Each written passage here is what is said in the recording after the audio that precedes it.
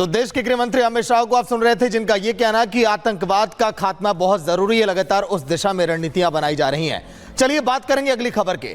उत्तर प्रदेश के मुख्यमंत्री योगी आदित्यनाथ का डंका इस समय केवल यूपी में ही नहीं, देश के अन्य राज्यों में भी बजता हुआ दिखाई दे रहा है। मुख्यमंत्री योगी आदित्यनाथ जहां भी चुनावी प्रचार के लिए जा रहे हैं, उनके एक एक शब्द और एक एक बातें, एक एक नारे पूरी तरह से चुनाव की दिशा ही बदल दे रहे हैं। विपक्ष पूरी तरह से परेशान है कि आखिर अब इस पर किया क्या जाए, लेकिन मुख्यमंत्री योगी आदित्यनाथ कैसे पूरी दिशा बदल रहे हैं, देश के सियासत की रिपोर्ट में आप देखिए।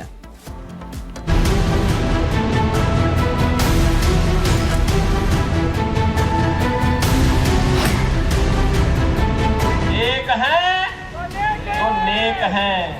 अभी 15 मिनट बाकी है। महाराष्ट्र से लेकर झारखंड तक योगी विरोधियों पर अटैक कर रहे हैं। उनके हमले इतने सटीक हैं कि विरोधी उनके अटैक से निपटने में ही अपनी सारी ऊर्जा खपा दे रहे हैं। योगी एकता की बात करते हैं तो जवाब में विरोधी नफरती तकरीर गढ़ने लगते हैं।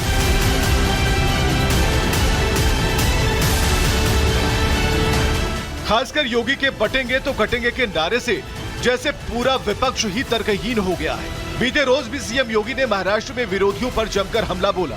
उन्होंने समाज में नफरत फैलाने वालों को सीधा संदेश दिया। उन्होंने यूपी से दंगों के खत्म होने का जिक्र किया, शांति व्यवस्था की बात की, लेकिन उनकी एकता संदेश ने विरोधी खेमे में ऐसी खलबली मचाई, उत्तर प्रदेश से लेकर महाराष्ट्र तक की सियासत में भूचाल आ गया। सपा अध्यक्ष सुप्रीम कोर्ट के फैसले की दुहाई देने लगे, तो वहीं जूनियर ओवैसी को ऐसी मिर्ची लगी कि वो मोदी योगी से दुश्मनी निभाने की बात करने लगे। बीफ के नाम पर, मॉब लिंचिंग के नाम पर, घर वापसी के नाम पर, सर पे टोपी पहनने के नाम पर, दाढ़ी पालने के नाम पर जो तुम काट रहे हो, क्या ये तुम्हारी नफरत हिंदुस्तान के सबसे बड़ी अक़लियत से, क्या ये मुल्क को कमजोर नहीं कर रही है?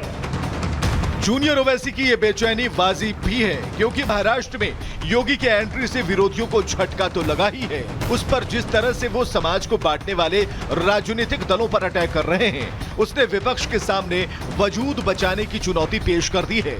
योगी के निशाने पर वो तमाम विरोधी पार्टियां हैं जो समाज को बांटकर अपनी राजनीतिक रोटियां सेकने में लगे हैं, फिर चाहे ओवैसी की पार्टी हो या फिर महाअघाड़ी गठबंधन। जब बजरंग बली रहे होंगे त्रेता युग में, तब तो इस्लाम नाम की कोई वस्तु इस धरती पे नहीं थी। और आज अगर बजरंग बली की हनुमान चालीसा का पाठ हम कर रहे हैं, रामनवमी की कोई शोभा यात्रा निकाल रहे हैं, उसको प्रतिबंधित किया जाता है, उसको रोका जाता है। किन कारणों से? और जिन्हें बजरंग बली पसंद नहीं है, उन्हें जो पसंद है वहां जाएं। भारत के अंदर कौन ऐसा भारतीय होगा जो राम को न मानता हो, जो बजरंग बली को न मानता हो? सीएम योगी महाराष्ट्र दौरे पर आए हैं, लेकिन उन्होंने निशाना दूर तक लगाया है। उन्होंने तुष्टीकरण की सियासत करने वाले तमाम पार्टियों को घेरा। उन्होंने आगरा के मुगल संग्रहालय का जिक्र किया, जिसके कुछ ही देर बाद सपा से आए जवाब ने साबित कर दिया कि निशाना सटीक लगा। मैं आगरा में गया था। आगरा में मैं जब निरीक्षण कर रहा था, मुझे बताया गया कि यहाँ पे एक मुगल म्यूजियम बन रहा है। मैंने कभी मुगल का भारत से क्या संबंध है, आगरा से क्या संबंध है? मुझे बताया गया कि औरंगजेब ने यहां पर रह करके बहुत दिनों तक शासन किया था। हमने कहा उनका संबंध क्या है भारत से? हमने कहा भारत का संबंध छत्रपति शिवाजी महाराज से है। इस म्यूजियम का नाम बदलो, म्यूजियम का नाम बदलो। ये मुगल कालखंड और स्थापत्य का नहीं बनना चाहिए, बल्कि मराठा और छत्रपति शिवाजी महाराज का प्रतीक बनना चाहिए। मैं समझती हूँ कि अगर आप जाके देखेंगे मुगल जो ये संग्रहालय है, जिसका नाम बदल के रख दिया गया है, तो अगर आप इसके अंदर जाएंगे तो इसमें ताजमहल के मॉडल रखा हुआ है। और ये सब किसने बनाया है? जिसने बनाया है उसी का तो नाम लिखा जाएगा। तो मैं समझती हूँ ये कंट्रोवर्शियल बातें करके और लोगों को हमेशा बढ़ाने की बात करेंगे। योगी हमलावर हैं और विरोधी परेशान हैं। विरोधी प्लान बनाते हैं और योगी एक बयान देकर विरोधियों की सारी प्लानिंग ध्वस्त कर देते हैं। उत्तर प्रदेश से लेकर महाराष्ट्र तक विपक्षी नेताओं की बौखलाहट यही सच्चाई बयां कर रही है, लेकिन विरोधी ये समझ नहीं पा रहे कि योगी विरोधियों पर टारगेट करने के लिए जगह भले बदल रहे हैं, लेकिन उनका संदेश देश की 140 करोड़ जनता के लिए है। Bureau report, Republic Bharat. Baba Bageshwar ने हिंदुओं को लेकर बड़ी बात कह दी है। बाबा बागेश्वर ये कह रहे हैं कि सिर्फ कहने से हिंदू राष्ट्र नहीं बनेगा, सिर्फ तिलक लगाने से हिंदू राष्ट्र नहीं बनेगा। राम के सबूत मांगे जाते रहे और हिंदू चुप रहे, वो मंदिर को तोड़ते रहे और हिंदू चुप रहे। अब अगर हमें कोई छेड़ेगा तो हम छोड़ेंगे नहीं। ये सीधे सीधे ललकार है बाबा बागेश्वर की। बाबा बागेश्वर ये कहना चाह रहे हैं अब कि हम सहेंगे नहीं। कहा क्या, सुनिए। वर्तमान में बुरी दुर्दशा है हिंदुओं की। कुंभकर्ण के बाद कोई सोया है तो हिंदू सोया है। कथा से केवल हिंदू हिंदू कहने से और तिलक लगाने से हिंदू राष्ट्र नहीं बचना है। राजस्थान वीरों की भूमि है, महाराणा प्रताप की भूमि है। अब राजस्थान के लोगों को भी घर से बाहर निकलना पड़ेगा और होने वाली सनातन हिंदू एकता पद यात्रा को हम जहां हैं वहीं से सफल बनाना पड़ेगा। तब इनको पता लगेगा हम भी किसी से कम नहीं है। मत आओ कथा में, मत सुनो हमारे प्रवचन। तुम्हारी टीवी है, बंद कर दो।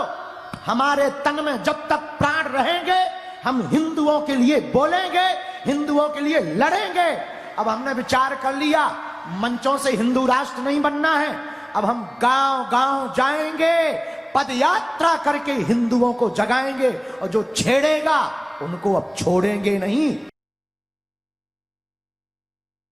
प्रयागराज के कुंभ में गैर सनातनियों की दुकानें नहीं लगनी चाहिए।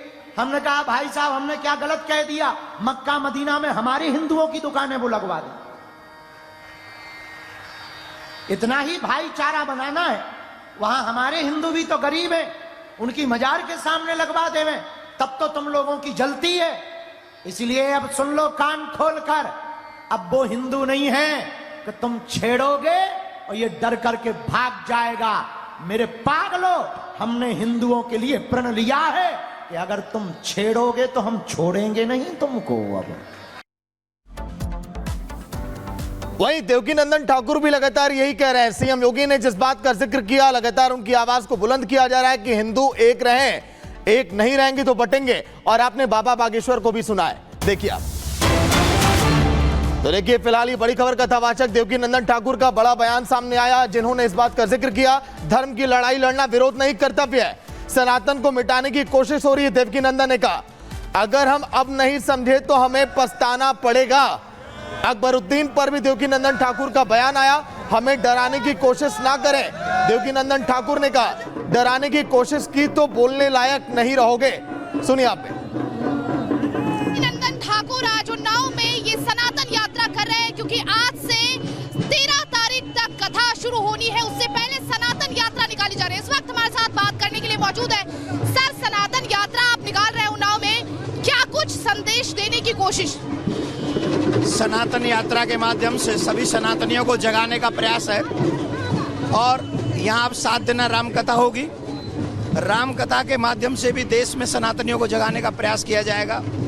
जैसे आप देख रहे हैं देश का माहौल जो है, देश के हिंदुओं की भावनाओं को ताक पे रखने का प्रयास किया जा रहा है। सनातन के लोगों के भावनाओं की कोई कद्र नहीं करेगा, वो भी इस देश में ये संभव नहीं है। यहाँ वक्फ बोर्ड की बात सभी लोग करते हैं पर सनातन बोर्ड की कोई बात नहीं करता है। इसीलिए सनातन यात्रा निकाल रहे हैं, क्योंकि सनातन यात्रा के माध्यम से लोगों को जगा सकें कि 16 तारीख को सभी सनातनी दिल्ली पहुंचे और सनातन धर्म संसद को सफल करें, जिससे जितनी बड़ी संख्या में आप लोग आएंगे उतनी हमारी आवाज पूरे जो पॉलिटिशियन लोग हैं उन तक जाएगी। मैं फिर कह रहा हूं, अपने अधिकार की लड़ाई के लिए किसी का विरोध नहीं, लेकिन अपने अधिकार की लड़ाई लड़ना हमारी अधिकार है और हमारी जिम्मेदारी। सनातन बोर्ड की बात आपने शुरुआत की है, सनातन बोर्ड की बात की शुरुआत आपने की है। आपने कहा कि वक्फ बोर्ड की बात हर कोई करता है, सनातन बोर्ड की कोई बात नहीं करता। आप कर रहे हैं, लेकिन क्या कुछ रोड मैप तैयार किया है? क्योंकि बीच में बहुत सारे कांटे और बहुत सारी मुसीबतें आने वाली हैं।